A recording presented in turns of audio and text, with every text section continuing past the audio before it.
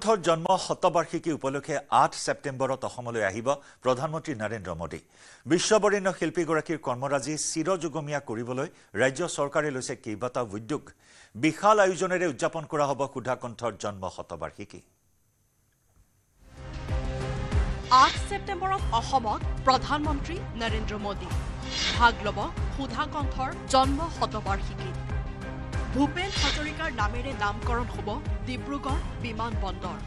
বিশ্ব বৰেণ্য শিল্পী ভূপেন হাজৰিকাৰ কৰ্মৰাজি চিৰযুগমীয়া কৰাৰ উদ্দেশ্যে সুধা কণ্ঠৰ জন্ম জয়ন্তী বিশাল আয়োজনেৰে উদযাপন কৰিব ৰাজ্য চৰকাৰে।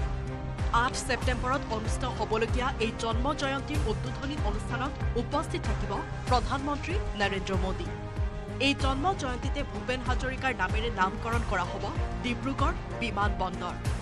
তাৰ বাবে 9 ছেপ্টেম্বৰত অনুষ্ঠিত হ'ব বিধানসভাৰ বিশেষ অধিৱেশন। এদিনীয়া অধিৱেশনত সৰ্বসন্মতিৰে নামকৰণ কৰা হ'ব ডিব্ৰুগড় বিমান বন্দৰৰ। 8 ছেপ্টেম্বৰ ডক্টৰ ভূপেন হাজৰিকাৰ জন্মদিন। আমি এইবাৰ জন্ম শতবাৰ্ষিকী 8 ছেপ্টেম্বৰৰ পৰা পালন কৰিম। 8 ছেপ্টেম্বৰৰ দিনা প্ৰধানমন্ত্ৰী অসমলৈ আহিব।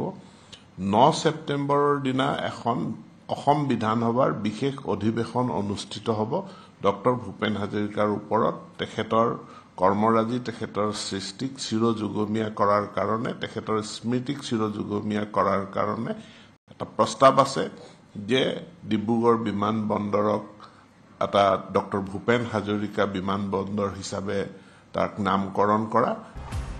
শুকুৰবাৰে অনুষ্ঠিত হোৱা কেবিনেট বৈঠকত গ্ৰহণ কৰা হয় কেইবাটাও গুৰুত্বপূৰ্ণ সিদ্ধান্ত। সেই অনুসৰি ৰাজ্যত 21 জুনৰ পৰা 10 জুলাইৰ ভিতৰত গঠন হ'ব 2192খন আঞ্চলিক পঞ্চায়ত। 11ৰ পৰা 20 জুলাইৰ ভিতৰত গঠন কৰা হ'ব 181খন আঞ্চলিক পঞ্চায়ত। 21ৰ পৰা 30 জুলাইৰ ভিতৰত গঠন কৰা হ'ব 27খন জিলা পৰিষদ। ইয়াৰ বাবে জিলা আয়ুক্তই নিয়োগ কৰিব কৰ্তৃত্বশীল বিষয়া। এইবাৰ গাঁও পঞ্চায়তৰ ৱাৰ্ড সদস্যই বাছনি কৰিব সদস্য। 21 জুনৰ পৰা 10 জুলাইৰ ভিতৰত গাঁও পঞ্চায়তৰ সভাপতি আৰু উপসভাপতিৰ কাৰণে নিৰ্বাচন অনুষ্ঠিত হ'ব আৰু সিদিনাখন তেওঁলোকৰ শপত গ্ৰহণ হ'ব। তাৰপিছত নিৰ্বাচন অনুষ্ঠিত হ'বগৈ।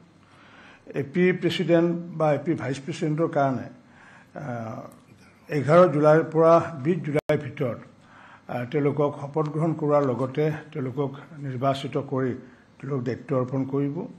আৰু ঠিক তেনেকুৱাকৈ জিলা পৰিষদৰ সভাপতি বা উপসভাপতিৰ কাৰণে 21 জুলাইৰ পৰা 30 জুলাইৰ ভিতৰত তেওঁলোকক শপত গ্ৰহণ কৰাৰ লগতে তেওঁলোকক সভাপতি আৰু উপসভাপতি নিৰ্বাচিত কৰি তেওঁলোকক দায়িত্ব অৰ্পণ কৰিব। এইসমূহৰ উপৰিও ৰাজ্যৰ 1311 গৰাকী কম্পিউটাৰ শিক্ষকৰ দৰমহা বৃদ্ধি কৰা হ'ব 14ৰ পৰা 20,000 টকালৈ। 60 বছৰলৈ সেৱা আগবঢ়োৱাৰ লগতে কম্পিউটাৰ শিক্ষকে লাভ কৰিব আপোন ঘৰৰ সুবিধা। The cabinet has decided to enhance their fixed pay from rupees 14,000 to 20,000 along with guarantee of their service up to 60 years of their age. Additionally, these part-time computer instructors will also get the benefit of Assam government's Apun Bahan and Apun Ghar, that is loan for vehicle and loan for the housing loan. Besides, they will also get the benefit of Chief Minister's Lokaseva Arogya Yojana. সাধাৰণ কৃষকসকলক উপকৃত কৰাৰ বাবে ৰাণীত 20 বিঘা মাটিত নিৰ্মাণ কৰা হ'ব দুগ্ধ উৎপাদন কেন্দ্ৰ। এডভান্টেজ আছামৰ চুক্তি অনুসৰি আৰু 2খন হোটেল নিৰ্মাণৰ বাবে কেবিনেটে জনায় অনুমোদন। 335 কোটি 25 লাখ টকা ব্যয় সাপেক্ষে গুৱাহাটীত স্থাপন হ'ব মেৰিয়েট হোটেল। 122 কোটি 73 লাখ টকাৰে নিৰ্মাণ হ'ব ডাউনটাউন হোটেল। কেমেৰাত সঞ্জয় বৰা সহযোগত হীৰকজ্যোতি মালাকাৰৰ report, News 18 Assam North east.